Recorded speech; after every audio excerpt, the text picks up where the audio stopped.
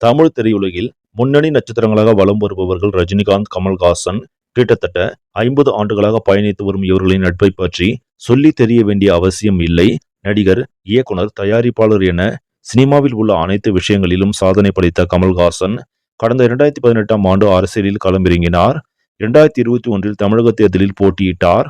ஆனால் அவர் எதிர்பார்த்தது போல் அந்த தேர்தலில் அவருக்கு சாதகமாக அமையவில்லை. இதன்பின் திமுகவுடன் கூட்டணி அமைத்த கமல்ஹாசனுக்கு தற்போது நாடாளுமன்ற உறுப்பினராக பதவி கிடைத்துள்ளது.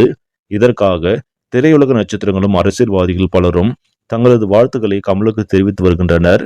இந்த மகிழ்ச்சியை தனது நீண்ட நாள் நண்பரும் சூப்பர் ஸ்டாருமான ரஜினிகாந்துடன் பகிர்ந்து கொள்ள அவரது வீட்டிற்கு சென்றுள்ளார் கமல்ஹாசன்.